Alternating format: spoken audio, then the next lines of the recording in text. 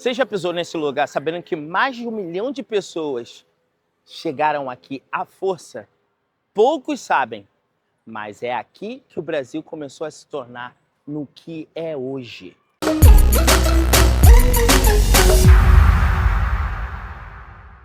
Essa região aqui é chamada de Pequena África e foi o principal lugar da diáspora africana para receber os escravizados aqui no Brasil. E o que consiste esses pontos?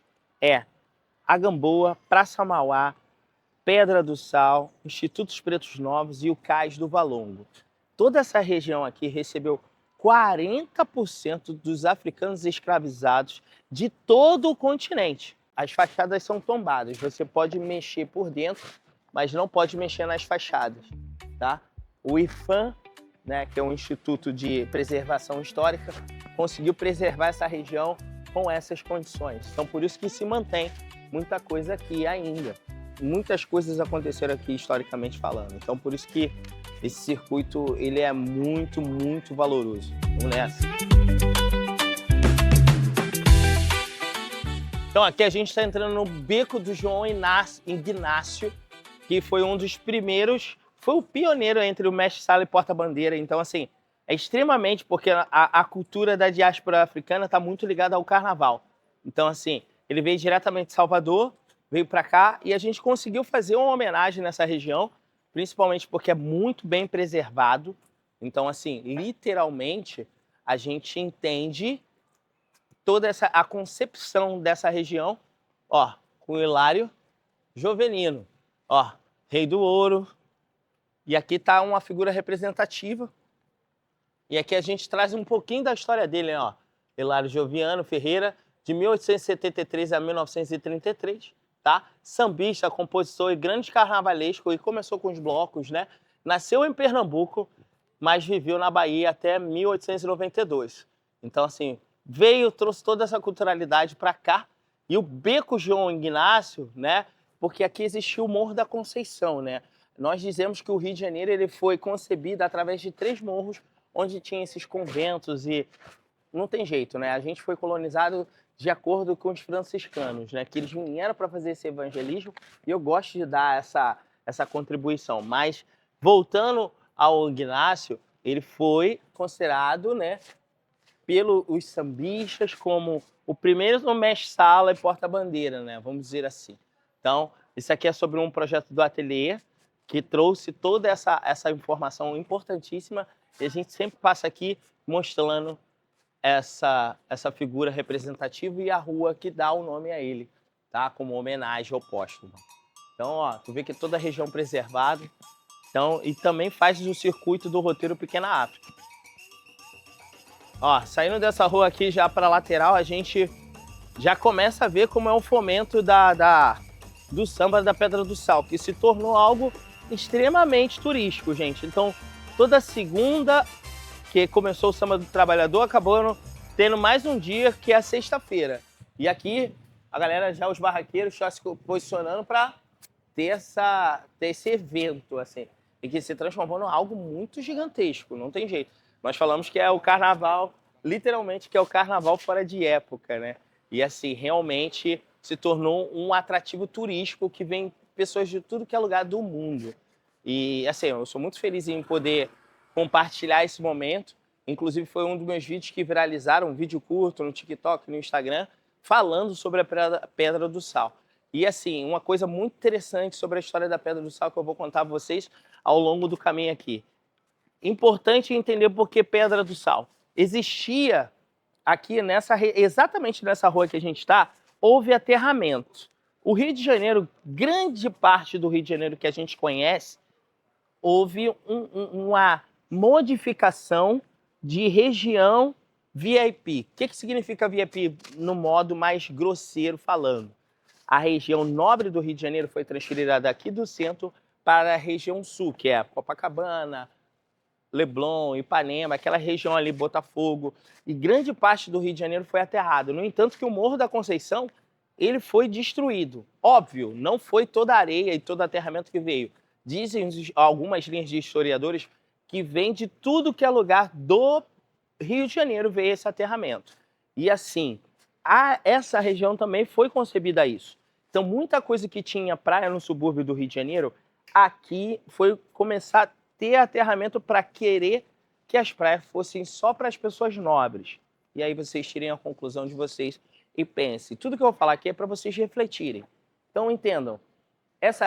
Exatamente essa rua aqui era mar. A gente vai passar ali perto e eu vou mostrar uma coisa interessante para vocês. A Pedra do Sal, existia uma fabricação, não uma fabricação, mas tipo um depósito de sal. Porque sempre estava muito próximo ao mar, né? Então, eu consigo ter a possibilidade de vir e verificar que até hoje tem os lugares para amarrar os barcos, que era onde tinha mar aqui. Ou seja, toda essa região, como eu disse a vocês, ela foi aterrada. Então, como grande parte do Rio de Janeiro que nós conhecemos, nobre atualmente. Então, cheguem aqui que eu vou te mostrar. Ó. Então, gente, agora a gente está chegando onde iniciou, obviamente, atualmente, o samba da Pedra do Sal, que acabou trazendo toda essa perspectiva mundial. Eu não digo nem que só Brasil, mas mundialmente falando. Mas, continuando a história, lembra que eu falei com vocês que daqui para cá era mar? Isso aqui, ó, tá vendo? Era uma mistura de cimento de calcário de mar e óleo de baleia. Muita gente não faz ideia, mas o Rio de Janeiro não é chamado de Baía de Guanabara à toa. Porque tinha muitas baleias e teve uma caça predatória gigantesca para pegar essas baleias. E eu falo industrialmente mesmo, tá? Aquela pesca predatória. Então, por muitos anos, a gente pegava o óleo de baleia e utilizava assim como se fosse nada, como se não fosse acabar. Inclusive os botos, os golfinhos. O símbolo do Rio de Janeiro são 2 golfinhos, porque tinham muitos golfinhos aqui na Baía de Guanabara. E chegava até aqui. E aqui, ó, você vê que é uma construção duradoura, ó. Isso aqui era para amarrar os barcos. Por que Pedra do Sal? Aí que está a questão. Pedra do Sal porque tinha um depósito de sal aqui. Não necessariamente uma fábrica, mas, querendo ou não, um depósito semelhante a uma fabricação. Então, por que isso aqui ficou muito famoso? Essa pedra foi toda esculpida para ter a possibilidade de subir as coisas. E o mar era aqui, então fazia a entrega desse depósito. Posteriormente, aqui a gente teve um sério problema de empurrar os terreiros de Umbanda e Candomblé todos para o subúrbio do Rio ou Baixada Fluminense. Muito por conta do cristianismo e tudo mais. Proibição da capoeira, proibição da religião de matriz africana. Então teve todos esses problemas. Porém, uma grande babalorixá curou o prefeito do Rio de Janeiro. Sabia dessa? Curou o prefeito do Rio de Janeiro. Ele estava com um problema sério no pé. Um problema seríssimo no pé. E o que ele chegou e fez? Ele já estava desesperado, os médicos desenganando ele. Ele falou, não sei mais o que fazer, vou acabar perdendo a minha perna. Ah, mas tem uma curandeira famosíssima. Mas só que ela é de Umbanda, não, traga ela. Ela foi lá com toda humildade, fez todos os procedimentos espirituais e dentro da cultura de diáspora africana, pediu para tomar um banho, ervas e tudo mais, e ele no outro dia estava sanado de qualquer problema. E daí, esse prefeito falou, o que você quer? Quer que eu pague quanto? Ela, não, eu não trabalho com pagamento, não trabalho com nada disso. Eu só quero que o meu terreiro não seja perturbado pelos policiais. Porque toda hora o terreiro começava a tocar, era perturbação de ordem, então ela era a única babalorixá em todo o Rio de Janeiro que tinha autorização de fazer seus pontos e suas crenças e seus rituais espirituais aqui no Rio de Janeiro. Então, por isso que a Pedra do Sal é muito mais do que você pensa, é só um sambinha. Não. O samba do trabalhador é na palma da mão, é no gogó, eles se reúnem aqui para representar essa resistência aqui da diáspora africana no Rio de Janeiro, tá? Então podem dar uma olhadinha, tu vê que realmente se tornou essa referência do samba e não é à toa, né?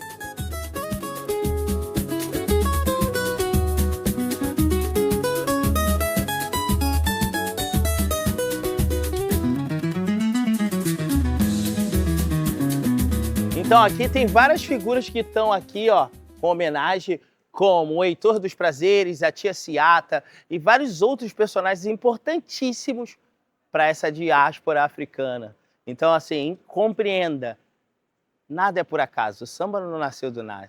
E por necessidade, toda essa galera se reunia nesse lugar completamente histórico para nós.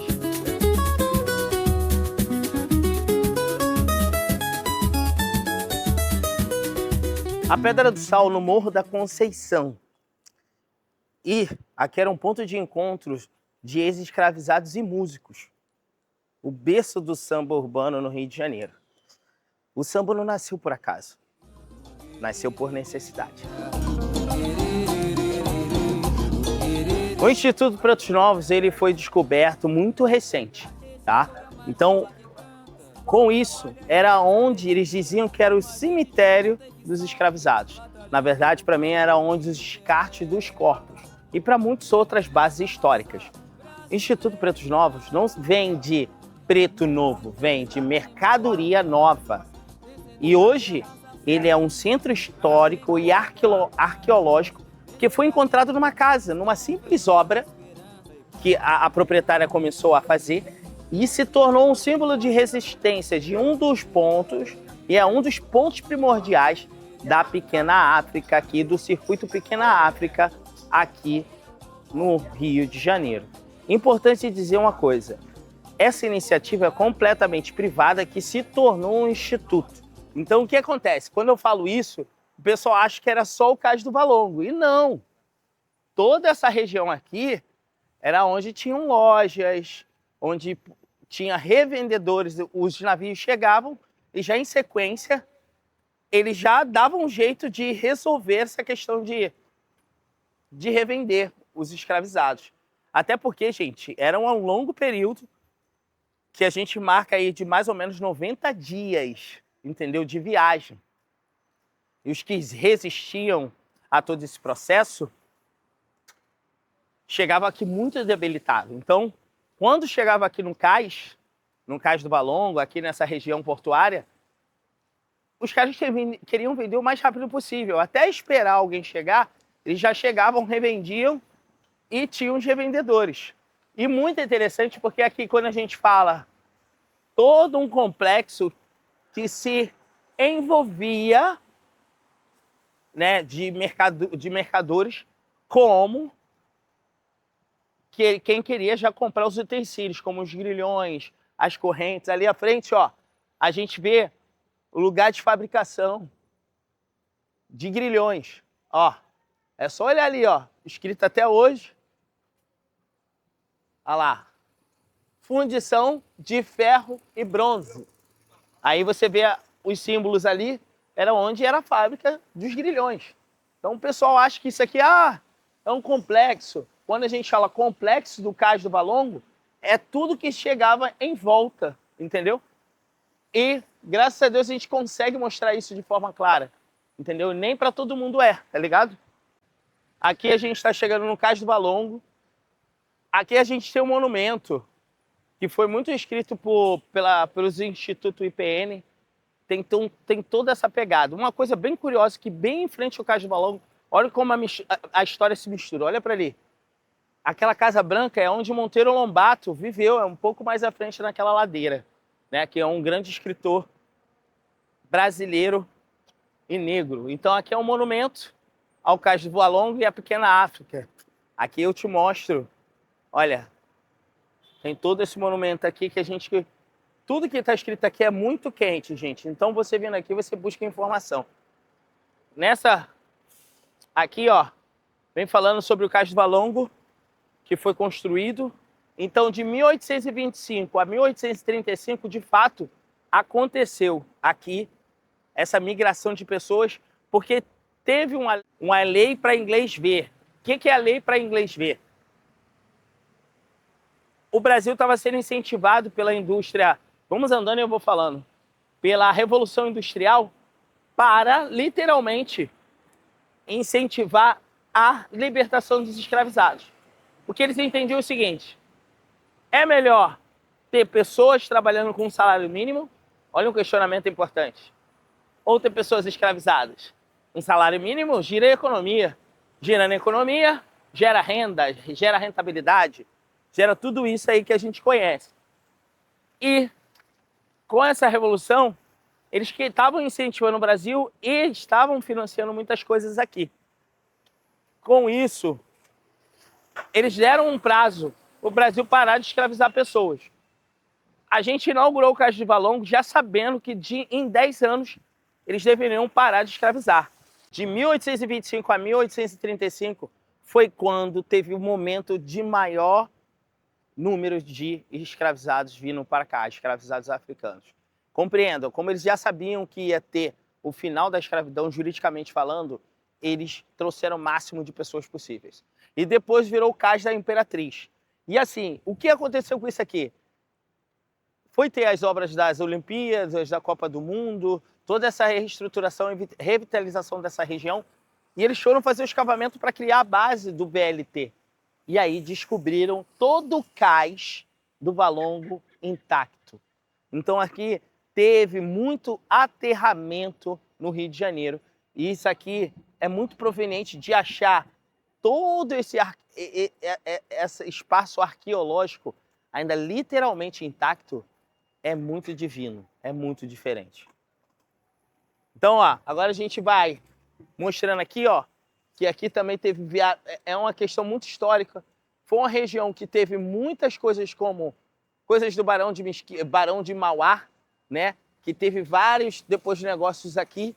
Aqui também há um armazém, que foi o armazém das docas do Rebouças. Então, assim, o Rio de Janeiro tem muita soterração. A terra uma história renova. Alguma semelhança aí na sua prefeitura, quando acontece, o fulano ganhou, eu vou botar de outra cor, e aí vai ter um aterramento da história. Então, assim, isso é muito, muito Rio de Janeiro. E é muito, muita herança ainda do Brasil imperial e também da nova república, de querer apagar. Então, essa coisa de querer apagar a história e aquilo que está bom ser apagado pelo ego do seu governante, ou pelo ego de uma pessoa que quer marcar a história e levar um legado, é um legado de uma narrativa dita por alguém. Na verdade, a gente tem que reviver nossas histórias, a gente tem que realmente entender de onde a gente veio para a gente não poder errar, né? Mas assim, eu não gosto de fazer esse discurso que a gente tem memória fraca, porque muita gente que está aqui no meu canal não tem memória fraca. E você que não tem memória fraca, lembra aqui o seguinte, se inscreve no canal, já deixa seu sininho, deixa nos comentários um próximo tema que a gente pode trazer para você, porque hoje eu estou falando de Pequena África, mas amanhã eu posso estar aí no seu estado, no seu país, falando um pouco da história de vocês. E eu quero estar viajando o mundo inteiro contando essas histórias. Então, gente, se você quiser saber um pouco mais sobre o meu trabalho também, o QR Code está na tela, saber dos passeios da Rocinha, dos passeios aqui de todo o Rio de Janeiro, ou outros lugares também, já acione o QR Code aqui na tela, ou o link que está na descrição, para você saber todas as informações. Vamos continuar aqui. Não sai daí não, hein? Me acompanha. Ainda tem mais história. Aqui, super interessante entender também como o Cais do Valongo vinha de lá. Então, essa rua teve vários também comércios de escravizados e outros utensílios. Então, aqui tudo girava em torno do comércio da mercadoria preta, tá? Algumas linhas de historiadores falam que existia um hospital de cuidado que, na verdade, a gente chamava de engorda, de pessoas que ficavam doentes. Aí, esses que estavam doentes, que conseguiam ser, teoricamente, engordados, eles ficavam nesse hospital. Toda hora eu tô falando reticência porque não era hospital, né, gente? Era um lugar de engorda, de repouso, para ver se a pessoa se recuperava, porque esses 90 dias de travessia era muito duro, entendeu? Então, por isso que eu gosto de falar que, sim, ali rolou resistência. Agora a gente vai no Jardim Suspenso, daqui, para vocês entenderem um pouquinho da história e ver de cima como funciona. E assim, realmente isso aqui ficou por muito tempo sem literalmente nenhum uso. Porque ali teve tinha um elevado que anulou essa região e que de 10 anos para cá começou a ser, de fato, reutilizado e está tendo uma revitalização. E agora, muitas pessoas investindo aqui nessa região.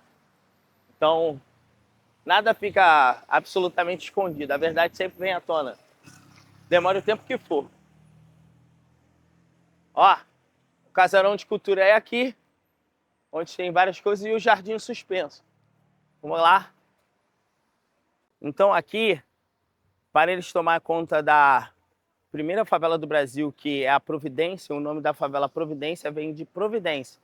Foi a galera da Guerra dos Canudos que o governo, o exército havia prometido que quem conseguisse resistir a toda a guerra voltaria e ganharia casa. O Ministério do Exército é aqui perto da Central do Brasil, e com isso eles se localizaram esperando providência do Exército para as terras, e até hoje estão esperando providência. Então a primeira favela do Brasil se chama Providência e tem toda essa ligação. E aqui era meio que uma base de militares para tomar conta dessa região. E assim, eles tentaram recriar o Jardim Suspenso da França. Então, várias estátuas que estavam espalhadas aí em museu histórico e tudo mais, e não tinha muita utilização, eles trouxeram para cá e tentaram criar um jardim suspenso, tá? Assim, aqui tem várias histórias curiosas, mas o que eu acho mais interessante é que aqui consegue te dar uma dimensão de como era essa região.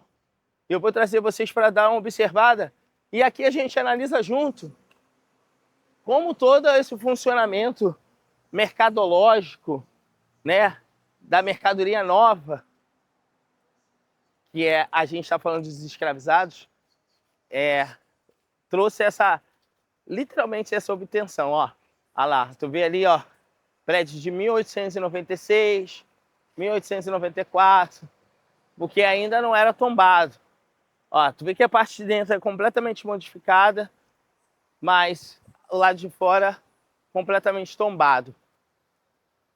E assim, é muito interessante, desde quando eu descobri o Jardim Suspenso, toda essa região aqui, eu achei super interessante que, quando eu descobri que essa região, que eu passava várias vezes, ela foi, por um período da história, muito marcante para nós, e é de onde meus ancestrais vieram, um dos meus ancestrais, porque eu tenho mistura de italiano, português, indígena, que é a mixigenação do Brasil. Para quem não sabe, o Brasil é um país desigual, não é falta de riqueza. Então, muito permeia dentro dessa estrutura social que foi criada. Então, assim, eu digo isso na favela, eu estou dizendo isso aqui agora para vocês. Essa miscigenação criou classes sociais de acordo com as paletas de cores, que se chama colorismo. Então, hoje, a gente entende as consequências de tudo que acontece. E você que já fez o passeio da Rocinha e quer fazer o passeio da Rocinha comigo, entende melhor quando eu falo isso lá. Eu falo que eu ligo a pequena África antes do dia 13 de maio de 1888 aqui, e a Rocinha e as favelas após 1888, dia 13 de maio de 1888. Então, aqui eu conto um pouco mais dentro de um período antes da libertação dos escravizados.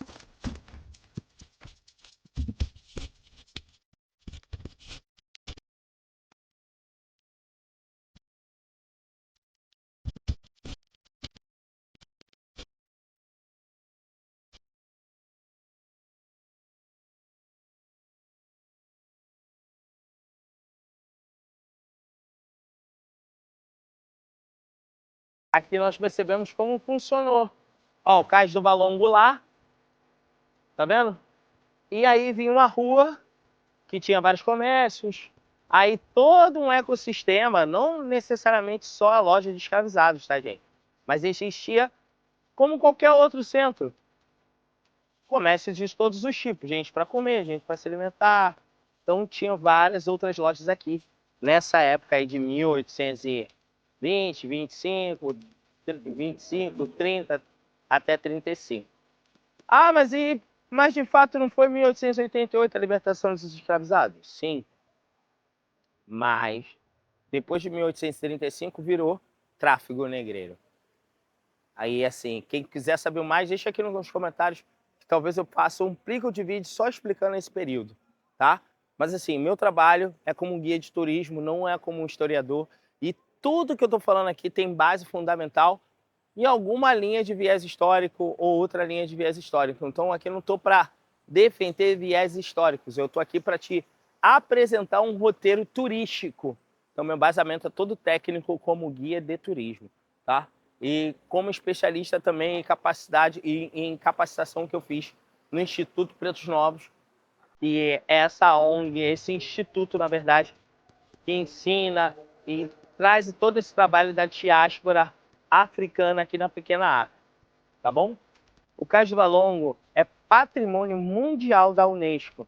Aqui passou mais de 1 milhão de escravizados africanos. É um lugar onde tem muita dor, ancestralidade e resistência.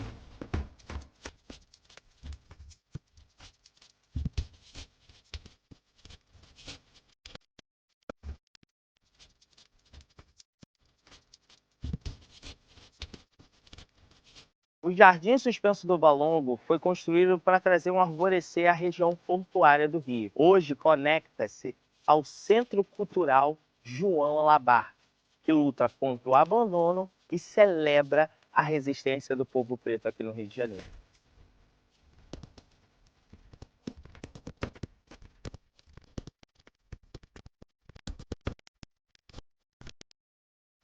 Eu acho super interessante quando a gente vem para esses lugares, né, como essa rua super histórica e tal, e a galera não faz a menor ideia do que aconteceu nesse lugar.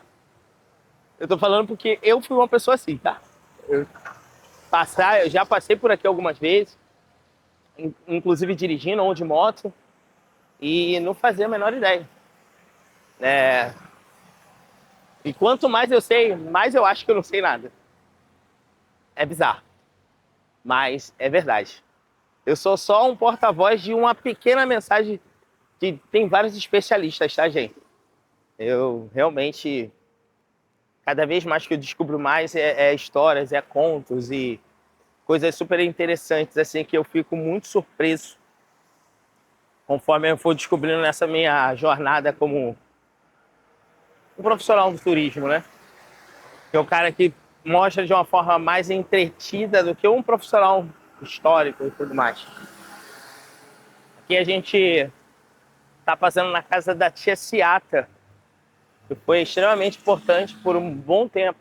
Aí ela tem esse espaço cultural que a família dela até hoje mantém. Aí eu te falo, aqui começou a história do Brasil. Aqui começou a história do Brasil, se você parar para pensar. Quantidade de pessoas que na época se chamava mercadoria passaram aqui, não tem como dizer que não foi uma grande mão de obra e construtores desse Brasil que a gente conhece hoje. Eu tô aqui no Largo São Francisco da Prainha, onde está a nossa estátua da Mercedes Batista, que foi a primeira bailarina negra do Brasil, tá? Ah, mas por que Brasil? Gente, porque o Teatro Municipal e o Rio de Janeiro foi capital do país durante muitos anos. Então, o Teatro Municipal ele é expoente e ela foi uma das primeiras bailarinas, foi a primeira bailarina negra do Teatro Municipal. Então, e é pioneira também nas danças afro-brasileiras. E assim, aqui também tem um comércio maravilhoso e com restaurantes icônicos, como o que eu estou aqui hoje, o Angu de Gomes, desde 1955. Tem um Capial, que é aqui próximo também, com os pratos típicos preparados no fogão a lenha. Então, assim, a Pequena África não é só aquele roteiro diferente ou histórico, mas também tem todo esse comércio e essa culturalidade gastronômica também. Ó, deixa eu te fazer uma pergunta. Se você quer que a gente faça roteiros gastronômicos aqui, deixa aqui no comentário se você quer e deseja, tá? Mas continua assistindo o vídeo que tem muita coisa legal aí para vocês. A Pequena África não é só um roteiro turístico. Ela é resistência, força e muita culturalidade. E se você gostou desse vídeo até aqui e sentiu vontade de explorar cada vez lugares diferentes no Rio de Janeiro ou qualquer lugar do Brasil, já se inscreve no canal, ativa o sininho e deixa aqui nos comentários qual lugar que você acha super interessante no Rio de Janeiro que eu possa trazer isso para você aqui. Estou muito contente e feliz. E entenda, a pequena África é muito mais do que você pensa. Vai muito além. É a história de resistência do povo preto aqui no Rio de Janeiro e Brasil.